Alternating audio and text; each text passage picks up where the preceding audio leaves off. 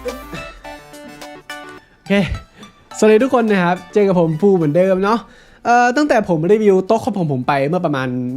จำไม่ได้แล้วว่ากี่เดือน 2-3 เดือนนะครับผมรีวิวเจ้าตัว Artisan Raiden X Soft ไปใช่ไหมแล้วผมก็พูดไปในคลิปว่าผมชอบที่สุดดีที่สุดอะไรจำพวกนั้นนะครับซึ่งวันนี้เนี่ยผมจะมารีวิว Raiden ให้ทุกคนดูนะครับแต่ว่าผมจะไม่ได้รีวิวแค่ Raiden ตัวเดียวนะครับผมจะมารีวิว Artisan ทุกแผ่นเลยนะครับที่ขายในไทยอยู่นะตอนนี้เนาะก็คือ Zero 2 แผ่นนะสีดำแล้วก็สีส้มนะครับไฮอาเตะคู่ไฮอาเตะออสสุอาร์ติซานเฮียนนะครับแล้วก็ Raiden X Soft นั่นเองจะไม่รวมชินนึงไคนะครับเพราะว่าชินนึงไคเวอร์ชันใหม่เนี่ยเขายังไม่ออกมาขายอย่างเป็นทางการแล้วก็ในไทยเนี่ยยังไม่มีนะครับเพราะงั้นจะมีแค่อย่างที่ผมบอกไปเนาะซึ่งสำหรับผมนะทุกคนยังไงอาร์ติซานนะครับก็ยังเป็น number one นะครับของวงการ Mousepad อยู่ดีเดี๋ยวไปดูกันครับก่อนอื่นเลยนะครับผมต้องแจ้งทุกคนก่อนว่าบางแผ่นณวันนี้เนี่ยผมมีกับตัวเองอยู่แล้วนะครับซื้อมาเองอะเนาะแล้วก็บางแผ่นนะครับทางร้าน NAV Store หรือว่า NAV Store นะครับตัวแทนจำหน่ายของ Artisan เพียงคนเดียวนะครับเพียงเจ้าเดียวในประเทศไทยเนี่ยเขาส่งมาให้ผมได้ทำคอนเทนต์นี้ขึ้นมานะครับเพราะงั้นใครที่แบบอยากซื้อแผ่นรอง Artisan อยากซื้อ Artisan สักตัวเนี่ยก็ซื้อที่ NAV Store ก็ได้นะครับเขาแบบตัวแทนจำหน่ายอย่างถูกต้องตามกฎหมายตามเจ้าเดียวในไทยนะครับผมทิ้งลิงก์การสั่งซื้อไว้ทางด้านล่างแล้วกันนะครับทุกคนซึ่งการรีวิวในวันนี้เนี่ยผมอาจจะไม่ได้มาเจาะลึกตัวใดตัวหนึ่งเป็นพิเศษนะครับเพราะว่าถ้าผมเจาะลึกมันอาจจะกินเวลาเยอะไปซะมากเกินไปนะครับแค่จะมาเปรียบเทียบให้ทุกคนดูแล้วกันว่าความเร็วไล่จากต่ำไปสูงเนี่ยมันเป็นยังไงตัวไหนเร็วสุดตัวไหนรองลงมาอะไรจำพวกนั้นนะครับแล้วก็ในทุกๆแผ่นเนี่ยผมจะแนะนำได้ว่าถ้าคุณแบบอยากได้ฟีลลิ่งนี้แต่ว่าแบบงบไม่ถึง Artisan เนี่ยผมก็จะมีพวกแบบ budget option มาให้ทุกคนด้วยนะครับว่าสามารถใช้ตัวไหนทดแทนได้เนาะแต่ว่าก่อนอื่นเลยนะครับเดี๋ยวเรามาดูเรื่องที่มันเหมือนกันก่อนแล้วกันนะครับบนเจ้าพวกแผ่นตัวนี้เนาะว่ามันมีอะไรเหมือนกันบ้างนะครับทุกแผ่นของ Artisan นะครับเขาใช้ฐานรองนะเป็นแบบโพรอนทั้งหมดเลยนะครับซึ่งก็จะมีความนุ่มนะให้เลือกระหว่าง midซอฟแล้วก็ X Soft นะครับยกเว้นตัว Artisan Raiden เนาะที่เขาจะไม่มีแบบซอฟให้จะมีแค่ Mid แล้วก็ X Soft เนาะแล้วก็การเย็บขอบเนี่ยจะต่ำกว่าพื้นผิวทุกแผ่นนะครับแต่ว่าถ้าเป็นแผ่นแบบ Mid เนี่ยความหนาของตัวแผ่นนะจะอยู่ที่3มิลลิเมตรนะครับแต่ถ้าเป็นซอฟแล้วก็ X Soft เนี่ยความหนาจะอยู่ที่4มิลลิเมตรนะครับผมแล้วก็แผ่นทุกตัวที่ผมมีในวันนี้นะครับจะเป็นซอฟทั้งหมดเลยเนาะยกเว้นซีโร่ของผมนะครับที่จะเป็นมิดทั้ง2ตัวเลยเนาะทั้งสีส้มแล้วก็สีดำนะครับแล้วก็ Raiden ของผมเนี่ยจะเป็นแบบ X Soft นะครับที่เหลือซอฟหมดเนาะซึ่งทุกแผ่นนะครับจะเป็นแผ่นแบบอันโคดทั้งหมดเลยนะครับคือไม่เคลือบสารอะไรเลยเนาะเพราะงั้นเวลาที่ฝนตกเยอะๆเวลาที่ร้อนจัดๆอะไรอย่างนี้แล้วมันมีความชื้นในห้องหรือว่าสภาพบรรยากาศนี้เนี่ยมันจะไม่ส่งผลต่อความเร็วแล้วก็ความหนืดอะไรก็แล้วแต่บนตัวแผ่นรองเมาส์เลยนะครับส่วนขนาดนะครับจริงๆแล้วมันก็มีหลากหลายไซส์เนาะแต่ว่าที่มีขายอยู่ในไทยตอนนี้เนี่ยจะมีแค่ไซส์ XL นะครับ490คูณ420นะครับผมคือแบบเอาตามตรงนะทุกคนคือคุณจะต้องการอะไรจาก Mousepad Company กับแบบบริษัทที่เขาทำ Mousepad ทุกคนคือเขามีให้เลือกหลากหลายพื้นผิวไม่พอแบบมันเยอะมากๆแล้วก็ยังมีความนุ่ม Mid Soft X Soft ให้เลือกอีกคือแบบมันเป็นออปชั่นที่หลากหลายมากๆมันแบบจูนให้เหมาะกับความชอบความถนัดของเพื่อนๆได้อะมันเลยเป็นเหตุผลนะครับว่าทำไม Artisan เนี่ยยังคงเป็น number one ในวงการ Mousepad ของเราอยู่นะครับแบบถ้าเกิดมีบริษัทขึ้นมาใหม่อย่างเงี้ยอย่างน้อยๆเขาต้องทำมาตรฐานของตัวแผ่นนะให้มันเทียบเท่า Artisan ให้ได้ไม่งั้นก็ถือว่าไม่ผ่านทุกคนพอจะเก็ตปะผมก็เลยพูดว่าเขายังเป็น number one อยู่นะครับในวงการ Mousepad Gaming เนาะโอเคเพื่อเป็นการเริ่มต้นที่ดีนะครับเดี๋ยวผมจะขอเริ่มจากตัว Artisan Zero ก่อนเลยแล้วกันนะครับเพราะว่ามีหลากหลายประเด็นมากที่ผมอยากจะเล่าให้ทุกคนฟังเนาะซึ่ง Artisan Zero ที่ผมมีในวันนี้เนี่ยจะมี2สีอย่างที่ทุกคนอาจจะรู้อยู่แล้วนะครับทั้งคู่จะเป็นแบบ Mid ทั้งคู่นะครับทุกคนก็อาจจะรู้อยู่แล้วแหละว่า Zero เนี่ยมันเป็นแผ่นแบบแผ่นคอนโทรลเนาะที่ช้าที่สุดของทาง Artisan นะครับแต่ว่าถึงแม้ว่าผมจะพูดว่ามันช้าที่สุดเนี่ยมันก็ไม่ได้เป็นแผ่นที่ช้าอะไรเลยนะคือถ้าคุณนำไปเทียบกับพวกแบบ Logitech G640 Waxy PA GSR SE เนี่ยZero เป็นแผ่นที่เร็วกว่าจะพวกนั้นเยอะเลยนะครับแต่นั่นแหละคุณก็มีออปชันไม่เยอะถ้าเกิดคุณอยากใช้ Artisan และอยากได้แผ่นที่ช้าที่สุดZero ก็เป็นแผ่นนั้นนะครับซึ่งประเด็นแรกนะครับที่ผมอยากจะพูดถึงก่อนเลยเนาะก็คือตอนที่ผมรีวิวโต๊ะคอมผมไปเนี่ยผมพูดไปในคลิปใช่ไหมว่าซีโร่สีส้มมันมีพื้นผิวที่มันหยาบกว่าตัวเก่าแล้วก็มีความเร็วที่เร็วกว่าตัวเก่าใช่ไหมครับซึ่งก็ใช่นะแต่มันไม่ใช่เพราะว่าเป็นสีส้มหรอกทุกคนแต่เพราะว่ามันเป็นล็อตใหม่กับล็อตเก่านั่นเองคือเท่าที่ผมสังเกตมาแล้วที่ผมไปดูหาข้อมูลนะครับใน Reddit มาเนาะคือซีโร่ในล็อตเก่าๆกับล็อตใหม่เนี่ยพื้นผิวมันจะได้รับการปรับปรุงขึ้นมานิดนึงนะครับปรับปรุงในที่นี้เนี่ยก็คือซีโร่ตัวเก่าถ้าเกิดว่าคุณเคยใช้มันจะมีปัญหาเรื่องแกนเก็บขนเยอะมากๆใช่ไหมคือมันจะช้อนชัยเข้าไปในผิวของตัวผ้าของตัวแผ่นเลยแต่ว่าเจ้าตัวนี้เนี่ย มันเหมือนจะถูกปรับปรุงมานิดหน่อยคือมันแก้ปัญหาเรื่องขนเยอะมากๆเลยนะครับซึ่งถามว่าผิวสรุปแล้วมันแตกต่างกันไหมแน่นอนมันแตกต่างกันนะครับถึงแม้ว่าทางร้าน Neve Store นะหรือว่าทาง Artisan เนี่ยเขาจะเคลมว่าเขาไม่ได้เปลี่ยนแปลงพื้นผิวเลยแต่ว่าเท่าที่ผมเข้าไปดูใน Reddit เนี่ยก็มีหลายคนนะครับที่เขาถ่ายรูปเปรียบเทียบมาว่าพื้นผิวมันแตกต่างกันแล้วก็เท่าที่ผมได้เคยใช้มาเนาะผมก็รู้สึกว่าเจ้าตัวพื้นผิวของซีโร่ล็อตใหม่ๆทั้งสีส้มแล้วก็สีดำของผมอันนี้เนี่ยมันแตกต่างกับตัวเก่าของผมแบบสิ้นเชิงอ่ะคือตัวเก่ามันจะออกแนวสมูทเป็นผิวที่แบบไม่ค่อยเห็นเท็กเจอร์ของตัวแผ่นสักเท่าไหร่อ่ะแต่ว่าเจ้าตัวนี้มันจะแบบเห็นเท็กเจอร์ของตัวแผ่นเลยจะรู้ว่ามันสากขึ้นแน่นอนนะครับซึ่งสรุปแล้วนะครับผมก็ไม่แน่ใจเหมือนกันว่าแบบควรจะเชื่อใครเนาะแต่ว่าผมก็เชื่อตัวเองมากกว่าทุกคนแหละทุกคนเพราะว่าผมก็ลองมาหมดแล้วเนาะผมแค่รู้สึกว่าตัวล็อตใหม่ๆสีส้มทั้งสีดำแล้วก็สีส้มล็อตใหม่ๆเนี่ยมันแตกต่างกับตัวซีโร่ตัวเก่าที่ผมเคยใช้มากอยู่พอสมควรเลยนะครับเพราะงั้นถ้าเกิดว่าคุณซื้อซีโร่ล็อตใหม่ๆนะช่วงนี้เนี่ยยังไงคุณก็จะได้พื้นผิวที่มันสากขึ้นแล้วก็มีความเร็วที่มันมากกว่าซีโร่ล็อตเก่าๆแน่นอนนะครับซึ่งทั้งหมดทั้งมวลนะครับในเรื่องของการที่มันแก้พื้นผิวอย่างนี้เนี่ยจากความเร็วปกตินะตัว Zero X Soft ของผมที่ผมเคยใช้นะครับถ้าเกิดความเร็วเต็ม100เนี่ยผมจะให้สักประมาณ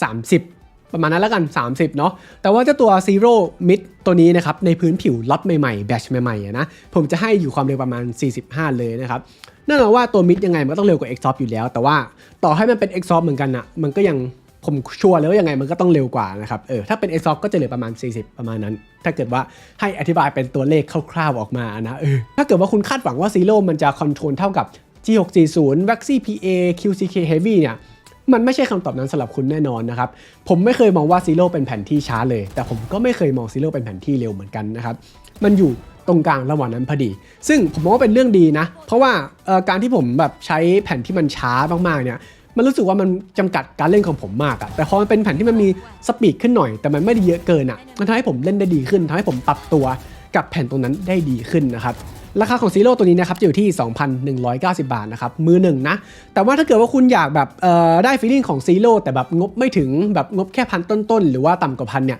ผมจะแนะนำเป็น Odin Andromeda นะครับตัวนั้นแทบจะเหมือนซีโร่ทุกคนเป็นผิวที่คล้ายๆกันมากเลยนะครับแต่เรื่องของการเย็บขอบเรื่องของฐานเนี่ยก็จะสู้ไม่ได้แน่นอนแล้วเพราะว่าเป็นแผ่นแบบบัดเจ็ตนั่นเองโอเคทีนี้ก็จบจากซีโร่ไปแล้วนะครับผมอยากจะมาต่อที่แผ่นที่เร็วที่สุดในวันนี้ก่อนเลยแล้วกันก็คือ Artisan Raiden X Soft ตัวนี้นะครับซึ่งตัวนี้เนี่ยจะเป็นแผ่นตัวหลักของผมณตอนนี้ด้วยเนาะซึ่งอย่าถามผมนะว่าทำไมผมถึงรีวิวตัวที่ช้าสุดนะครับแล้วก็อยู่ดีมาเร็วสุดเลยทำไมไม่ไล่ขึ้นไปผมก็ไม่รู้เหมือนกัน ผมแค่อยากจะรีวิวอย่างนี้นะครับผมว่าทุกคนจะเข้าใจเนาะเจ้าตัวไรเล่นเนี่ยสำหรับคนที่ไม่รู้แล้วกันนะครับคือถ้าเกิดว่าคุณมองผิวเผินหรือดูจากภาพตอนนี้เนี่ยคุณอาจจะคิดว่าเหมือนแบบเป็นแผ่นคอนโทรลเป็นแผ่นผ้าทั่วไปถูกไหมแต่ว่าไม่ใช่เลยนะครับมันตรงข้ามกันเลยนะตัวนี้จะเป็นแผ่นสปีดที่เร็วมากๆนะครับเร็วที่สุดในอาร์ติซานแล้วก็อาจจะเร็วที่สุดในบรรดาพวกแบบแผ่นณตอนนี้นะครับแผ่นผ้าทั่วไปเนี่ยอาจจะเร็วที่สุดแล้วนะครับคือถ้าเกิดว่าเต็ม100ผมอาจจะยกให้มันประมาณ70-75% เลยนะคือมันสปีดมากๆนะครับแต่สิ่งที่ทำให้เจ้าตัว Raiden เนี่ยมันพิเศษกว่าแผ่นสปีดตัวอื่นนะครับก็คือเรื่องของพื้นผิวของมันนั่นเองคือถ้าเกิดว่าพูดถึงแผ่นสปีดเนี่ยหลายคนก็อาจจะนึกถึงพวกแบบ Artisan Hian แผ่น Odin Infinity อาจจะพวกนั้นเนาะแผ่นแบบคุขะผิวสากๆใช่ไหมครับซึ่งภาพจำของเราก็คือแผ่นสากก็คือแผ่นเร็วถูกไหมซึ่งตอนแรกผมก็คิดอย่างนั้นเหมือนกันจนผมได้ลองเจ้าตัว Raiden ตัวนี้นะครับคือผิวมันสมูทโคตรอะถามว่าสมูทแค่ไหนมันสมูทกว่าซีโร่ทั้งแบตเก่าแล้วก็แบตใหม่นะครับสมูทกว่า Savi GSR SC Rouge นะครับ Waxy กว่า Waxy PA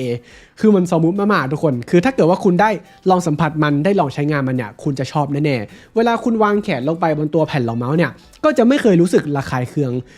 งที่แผ่นรองเมาส์มันส่งผลให้แขนคุณแน่นอนผมการันตีทุกคนตรงนี้ได้เลยนะครับมันเลยเป็นเหตุผลนะครับว่าทำไมผมถึงชอบเจ้าตัว Raiden ซะเหลือเกินนะครับแต่ว่าผมเชื่อว่าก็น่าจะมีหลายคนนะครับที่คาใจว่าถ้าเกิดมันเร็วขนาดนี้เนี่ยมันจะสามารถมีแรงหยุดที่ดีได้หรอมันจะคอนโทรลได้หรอแน่นอนว่ามันสามารถคุมได้นะครับยิ่งถ้าเป็นแบบแผ่น X Soft ที่ผมใช้อยู่เนี่ยเป็นแผ่นที่นิ่มมากเนาะเวลาผมจะหยุดแบบทันทีทันใดเวลาจะฟลิกอะไรอย่างงี้เนี่ยผมก็แค่แบบ put pressure ลงไปที่ตัวเมาส์กดเมาส์ลงไปนิดนึงนะครับตัวแรงหยุดเนี่ยมันก็จะเพิ่มมาเยอะมากๆเลยนะซึ่งก็มันจะมีแผ่นแบบมิดด้วยอันนั้นจะเพียวสปีดมากๆเลยนะ VT Matty นะครับแชมป์โลกของ M-Lab เนี่ยเขาก็ใช้ Artisan Raiden แบบมิดนะครับเพราะงั้นผมเชื่อว่ามันสามารถหยุดได้แน่นอนแต่ถามว่ามันหยุดได้ดีเท่าพวกแบบซีโร่อสูอย่างนี้ไหมมันก็คงไม่ได้หยุดได้ดีขนาดนั้นนะครับมันอยู่ที่ผู้เล่นมากกว่าว่า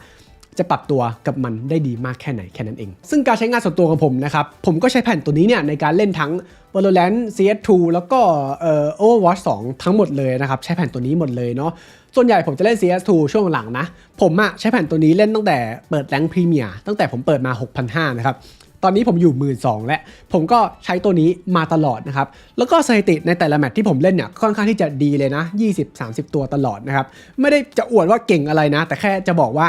ผมรู้สึกว่ามัน consistency มากๆผม consistent มากๆนะครับในการใช้งานบนแผ่นตัวนี้เนาะเวลาจะเล่นออฟเวลาจะฟิกไปเนี่ยมันก็จะมีสปีดที่ดีแบบมันไม่มีอะไรมาฝืนเมาส์ผมเวลาผมจะขยับนะครับแต่ว่าเวลาผมจะแบบแรงหยุดเพิ่มแรงหยุดเยอะๆเนี่ยผมก็ให้กดเมาส์ลงไปแค่นั้นเองมันก็มีแรงหยุดที่เพิ่มขึ้นมาแล้วนะครับมันเป็นจุดตรงกลางสำหรับผมตอนนี้แล้วกันที่ผมแฮปปี้แล้วก็รู้สึกดีในการใช้งานมันไม่ช้าเกินไปแล้วก็มันไม่เร็วเกินไปแล้วนะครับสำหรับผมในตอนนี้เนาะแต่ว่าจริงๆแล้วสำหรับคนส่วนใหญ่ผมก็มองว่าเจ้าตัว Raiden มันอาจจะเหมาะกับเกมแบบ base tracking มากกว่านะครับเช่น Apex หรือว่า Overwatch เนาะเพราะว่าเวลาคุณ tracking อะไรอย่างนี้เนี่ยคุณจะไม่รู้สึกถึงตัว friction เลยแม้แต่นิดเดียวนะครับมันง่ายต่อการ track มากๆเพราะงั้นนะครับถ้าเกิดว่าคุณเล่น Overwatch หรือว่า Apex เป็นหลักเนี่ยผมจะโค่นแนะนำแผ่นตัวนี้เลยนะครับคุณจะแฮปปี้แน่นอนแต่สำหรับ Valorant player หรือว่า CS player เนี่ยก็ใช้ได้ผมก็ใช้ได้แต่ต้องปรับตัวเยอะมากๆทุกคนส่วนราคาของ Raiden นะครับจะอยู่ที่ 2,190 บาทเนาะแล้วก็สำหรับคนที่งบไม่ถึงนะครับผมจะแนะนำเป็นตัว Lamsu Energon Pro Exhaust นะครับ feeling เนี่ยเหมือนกันเลยเป็นผิวสปีดนะครับที่แบบมีความสมูทสูงมากๆเนาะแต่ว่า Raiden เนี่ยจะเร็วอยู่มากกว่าเจ้าตัว Energon อยู่นิดนึงนะครับโอเคตัวต่อไปนะครับเรามาพูดถึงเจ้าตัวนี้กันบ้างดีกว่าArtisan เฮียนตัวนี้นะครับซึ่งก็จะเป็นแบบแผ่นไฮบริดนะครับผิวสปีดเนาะซึ่งถ้าเกิดย้อนไปเมื่อประมาณ2-3 ปีที่แล้วเนี่ยนี่เป็นแผ่นที่ดังมากๆเลยนะครับ Pro Overwatch Pro Apex เนี่ยเขาก็ใช้ตัวนี้กันเยอะมากๆนะสีแดงนะครับผมก็เป็นคนหนึ่งนะที่สั่งกับร้าน Nap Store นะครับสีแดงเนาะมาใช้งานเหมือนกันแต่แบบขายไปแล้วนะครับถ้าเกิดพูดถึงเรื่องของความเร็วโดยรวมเนี่ยตะกี้ตัว Raiden น่ะเต็มร้อยอยู่ที่ประมาณ70-75ใช่ไหมตัวนี้จะอยู่ประมาณ65นะครับคือมันจะเร็วน้อยกว่าเจ้าตัว Raiden น่ะอยู่นิดนึงนะครับแต่ว่าเรื่องแรงหยุดเนี่ยพอๆกันเนาะแต่ว่าสำหรับผมนะครับในปี 2023 เนี่ยในวันที่มี Artisan Raiden อยู่เนี่ยผมจะไม่แนะนำ Artisan เฮียนเลยแม้แต่นิดเดียวนะครับเพราะว่าให้คิดง่ายๆแล้วกันสำหรับคนที่แบบไม่เคยมีแผ่นรองเมาส์ตัวจบตัวไฮเอนด์หรือว่าระดับอาริซานมาก่อนเนี่ยเฮียนณตอนนี้อาจจะเป็นออปชันที่ไม่ค่อยดีเท่าไหร่นะครับเพราะว่าผิวมันสากมากๆนะมันสากกับพวกอสุมันสากแบบถ้าจะเป็นผ้าดิบๆแล้วทุกคนเวลาคุณวางมือลงไปเนี่ยคุณจะรู้สึกว่ามันระคายแขนตรงนี้มากๆเลยนะครับยิ่งถ้าคนแบบเป็นคนเซนซิทีฟต่อผิวอย่างนี้เนี่ยมันจะยิ่งแบบใช้งานไม่ได้ทุกคนซึ่งอย่างที่บอกไปนั่นแหละในวันที่มี Raiden อยู่นะครับสปีดก็พอๆกันแรงหยุดก็พอๆกันเนี่ยแต่มีผิวที่สมูทกว่าเยอะขนาดนั้นเนี่ยArtisan เฮียนเนี่ยไม่มีทางสู้ Artisan Raiden ได้เลยแม้แต่นิดเดียวนะครับแต่ว่าอันนี้เนี่ยผมพูดในความคิดเห็นของผมนะครับสำหรับคุณก็อาจชอบแผ่นที่มันแบบ สากขนาดนี้ก็ได้นะมันเป็นความชอบส่วนตัวนะครับผมก็คงว่าอะไรไม่ได้แผ่นเฮียนตัวนี้เนี่ยราคาจะอยู่ที่ 2,190 บาทนะครับซึ่งถ้าเกิดว่าอยากได้ฟีลลิ่งของตัวนี้ในราคาประหยัดหน่อยนะก็ไปดู Odin Infinity นะผิวคล้ายๆกันเลยนะครับจะมีความคอนโทรลเพิ่มขึ้นมาจากตัวเฮียนนิดนึงเท่านั้นนะฮะโอเคทีนี้จบเฮียนแล้วนะครับเรามาพูดถึง2ตัวสุดท้ายเนาะก็คือHayate Otsu นะครับแล้วก็ Hayate Cool เนาะซึ่งทั้ง2แผ่นตัวนี้เนี่ยจะเป็นแผ่นไฮบริดทั้งคู่นะครับแต่ว่าผมจะจัดให้มันอยู่ในหมวดหมู่ของ Balance Control ที่เหมือน Artisan Zero เลยนะครับใช่เพราะอย่างที่ผมบอกไปเลยว่า Artisan เนี่ยไม่มีตัวไหนนะครับที่มันแบบเป็นแผ่นที่ช้าแต่มันจะมีแค่แผ่นที่มันมีความเร็วแต่มันมีความคอนโทรลอะงงไหมผมก็งงเหมือนกันนั่นแหละออซูเนี่ยเป็นแผ่นแบบไฮบริดนะซึ่งก็จะเป็นความเร็วกลางๆนะครับไม่ช้าไม่เร็วเกินไปแต่ว่าสิ่งที่มันเป็นพระเอกของเจ้าตัวนี้เนี่ยก็คือแรงหยุดของมันนะครับมันมีแรงหยุดที่สำหรับผมนะดีไม่แพ้ Artisan Zero หรือแผ่นคอนโทรลตัวอื่นเลยนะครับซึ่งมันก็เป็นแผ่นที่แบบผมเมนมาระยะเวลานานที่สุดแล้วนะครับผมใช้มันตั้งแต่วันแรกเนี่ยนี่น่าจะเป็นเดย์ที่แบบครบประมาณ1ปีแล้วนะทุกคนปีกว่าๆแล้วนะครับแผ่นนี้ก็เย็นไปแล้วผมใช้งานมันหนักมากๆนะครับคือมันให้ความที่แบบถึงแม้ว่าแผ่นมันจะมีสปีดที่เยอะเนี่ยความเวลาผมอยากจะหยุดตรงไหนอ่ะมันก็สามารถหยุดได้อ่ะไม่มีช่วงเวลาไหนเลยนะครับที่ผมใช้ตัวนี้แล้วผมจะรู้สึกว่ามัน out of control อ่ะทุกคนคือผมเห็นหลายคนแล้วนะที่บอกว่าเจ้าตัวออสซูนเนี่ยมีความเร็วพอๆกับเฮียนนะครับแค่ผิวจะสักน้อยกว่านิดนึงแต่ผมไม่เคยมองเป็นอย่างนั้นเลยเพราะว่ายังไงออสซูสำหรับผมเนี่ยก็เป็นแผ่นที่คอนโทรลดีกว่าเฮียนเยอะมากๆเลยนะครับแบบไม่มีทางที่จะไปเปรียบเทียบได้ทุกคนซึ่งถ้าเกิดคุณแกะมันออกจากกล่องแรกๆเนี่ยแน่นอนว่าแผ่นมันยังไม่สึกมันยังแบบไม่ได้แวร์เอาเนาะมันก็อาจจะสึกเร็วแหละแต่ถ้าคุณใช้งานประมาณ1อาทิตย์แล้วเนี่ยมันจะมีแบบ break in period ทุกคนมันจะคอนโทรลมากขึ้นเยอะมากๆเลยนะครับแต่ว่าในเรื่องของพื้นผิวเนี่ยยังไงมันก็เป็นแผ่นที่สากอยู่นะสำหรับคนที่แบบเซนซิทีฟเวลาวางแขนลงไปกับแผ่นสากๆเนี่ยยังไงปัญหานี้มันก็ยังแก้ไม่ได้บนแผ่นออสซูตัวนี้นะครับส่วนราคาของเจ้าตัวนี้จะอยู่ที่ 2,490 บาทนะครับส่วนใครที่อยากได้แผ่นที่มันบัดเจ็ตขึ้นหน่อยลองไปดู X-Ray Pad Equate Plus V2 ก็ได้นะครับคิวามิเนาะพื้นผิวใกล้ๆกับเจ้าตัวนี้เลยนะครับลองไปหาเล่นดูนะทีนี้ตัวสุดท้ายแล้วนะครับที่เป็นแผ่นที่อาจจะไม่ค่อยโด่งดังของอาร์ติซานนะแล้วก็คนไม่ค่อยรู้จักไม่ค่อยให้ความสนใจมากเท่าไหร่นะครับก็คือฮายาเตะคูเนาะสรุปแบบง่ายๆแล้วกันถ้าเกิดว่าคุณคิดว่าออสซูเร็วไปหรือว่าซีโร่ช้าไปเนี่ยนี่คือแผ่นตรงกลางระหว่างจำพวกนั้นนะครับแต่มันก็ไม่ใช่ซะทีเดียวทุกคนเพราะว่าถึงแม้ว่าตัวนี้จะเป็นแผ่นที่ดีนะสำหรับผมเป็นแผ่นที่ดีนะครับแต่ก็เป็นแผ่นที่แปลกพอสมควรเพราะว่าความเร็วแกน x แกน y เนี่ยมันไม่เท่ากันทุกคนคือถ้าเกิดว่าผมเคลื่อนไหวเมาส์ในแนว y นะครับหรือว่าแนวนอนเนี่ยมันจะรู้สึกแทบจะเหมือนเฮียนแทบจะเหมือนออสซูเลยนะคือมันมีความเร็วที่เยอะขนาดนั้นเลยนะครับแต่พอผมเคลื่อนไหวในแนวนอนหรือว่าแนว x เมื่อไหร่เนี่ยมันจะช้ามากๆเลยนะครับถามว่าช้าขนาดไหนมันช้ากว่าอาร์ติซานซีโร่ทุกคนแต่มันไม่ได้ช้ากว่ามากขนาดนั้นนะครับแค่ช้ากว่าซีโร่นะแต่ก็จะไม่ได้ช้าเท่ากับพวกแบบ G640 หรือว่าพวกแบบโซกุอาไคอะไรเงี้ยไม่ได้ช้าขนาดนั้นนะครับแต่มันก็ช้าอยู่ดีซึ่งถ้าเกิดว่าคุณเอาไปเล่นเกมแบบแนวนอนเป็นหลักเคลื่อนไหวแนวนอนเป็นหลักกันเนาะเช่น Valorant หรือว่า CS นะครับคุณอาจจะชอบมันก็ได้มั้งเพราะมันมีความคอนโทรลที่ค่อนข้างที่จะสูงมากๆนะครับแต่ว่าถ้าเกิดว่าคุณเป็นคนแบบ Apex Player หรือว่าเล่น Overwatch เนี่ยที่คุณต้องเคลื่อนไหวเมาส์เยอะๆทั้งแนวตั้งแนวนอนเนี่ยคุณอาจจะไม่ชอบก็ได้เพราะมันรู้สึกว่ามันไม่คงที่เลยนะครับซึ่งอันนี้เนี่ยมันก็เป็นความชอบส่วนตัวอยู่ดีนะครับผมเชื่อว่าน่าจะมีหลายคนที่เล่น Valorant แล้วรู้สึกว่าอยากได้ความแนวนอนช้าๆอย่างนี้แล้วก็มีแนวตั้งที่เร็วขนาดนี้อยู่บ้างในทางกลับกันก็อาจจะมีคนที่เล่นเกมเร็วๆและอยากได้แนวนอนที่ช้าๆก็มีเหมือนกันนะครับแต่ว่าสำหรับผมเนี่ยยังไงก็เป็นแผนที่ผมมองว่ามันไม่ค่อยบาลานซ์กันเท่าไหร่ซึ่งถ้าเกิดว่าเราพูดถึงเรื่องของพื้นผิวของตัวนี้กันบ้างเนี่ยนี่เป็นแผ่นไฮบริดนะครับมันเป็นความสากอยู่นะแต่ถามว่ามันสากเท่าออสซูหรือว่าเฮียนไหมก็ไม่นะครับจะบอกว่าสากกว่าซีโร่ไหมก็ไม่นะสำหรับผมนี่เป็นแผ่นที่สมูทกว่าซีโร่นะทุกคนคือถ้าเกิดว่าดูด้วยตาเนี่ยมันเหมือนจะสากมันเหมือนจะมีความจุดๆเป็นลายแบบไฮบริดเนาะซึ่งมันมีแผ่นไปแค่ตัวเดียวเท่านั้นนะครับที่ผมรู้สึกว่ามันมีผิวสัมผัสที่ใกล้เคียงกับตัวนี้มากที่สุดเนาะก็คือ ASUS ROG Hone Ace นะครับที่เขา X กับ M Lab มาเนาะคือมันมีความสากที่แบบ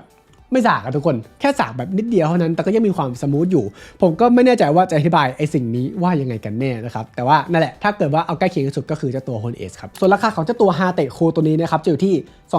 2,490 บาทเนาะแต่ว่าแผ่นบัดเจ็ตหรือว่าแผ่นโคลนของเจ้าตัวนี้ในราคาต่ำลงเนี่ยผมไม่รู้จริงๆว่าผมจะเอาตัวไหนมาแชร์กับทุกคนนะครับเพราะว่าผมก็ยังไม่เคยเจอแผ่นที่มันเป็นฟีลลิ่งแบบนี้เลยเนาะแต่ว่าถ้าเกิดว่าผมเจอมาเดี๋ยวผมจะมาแชร์ในคอมมูนิตี้แน่นอนเนาะว่ามันเป็นตัวไหนนะครับเราติดตามด้วยแล้วกันก็จะประมาณนี้นะครับสำหรับอาร์ติซานทุกรุ่นในวันนี้ที่ขายในประเทศไทยนะครับเดี๋ยวผมจะขึ้นกราฟให้ทุกคนดูอยู่ณตอนนี้อีกทีแล้วกันเนาะว่าตัวไหนมันมีคาแรคเตอร์ยังไงเหมาะกับใครนะครับแล้วก็มันมีข้อแตกต่างกันยังไงเนาะผมจะขึ้นภาพที่ทุกคนเห็นอยู่ณตอนนี้อีกทีนะครับใครดูไม่ทันก็พอได้นะสุดท้ายแล้วนะครับถ้าเกิดว่าจะให้ผมเลือก1ตัวบนเจ้าพวกนี้ทั้งหมดนะครับแน่นอนว่าตอนนี้นะยังไงก็ต้องเป็นอาร์ติซานไรเดนนะเพราะผมชินมันไปแล้วมันเป็นแผ่นที่ดีมากๆแทบจะดีที่สุดในชีวิตของผมแล้วนะครับไม่ได้อวยนะอันนี้แบบไม่มีใครจ่ายนะผมแค่แบบชอบมันจริงๆนะครับคือจริงๆผมก็อยากจะเลือกออสซูมาคู่กับมันแหละแต่ว่าถ้าเกิดว่าจะให้เลือกสักตัวก็ยังไงก็ต้องเป็นไรเดนอยู่แน่นอนนะครับใครอยากสั่งซื้อเจ้าพวกนี้บ้างหรือสนใจตัวไหนเป็นพิเศษเนี่ยผมจะแปะลิงก์การสั่งซื้อจากทางร้าน NAV หรือว่า NAV Store นะครับไว้ทางด้านล่างนะครับก็ไปช้อปปิ้งกันได้เนาะสำหรับวันนี้ประมาณนี้แล้วกันนะครับไว้เจอกันคลิปหน้าผมบ๊ายบาย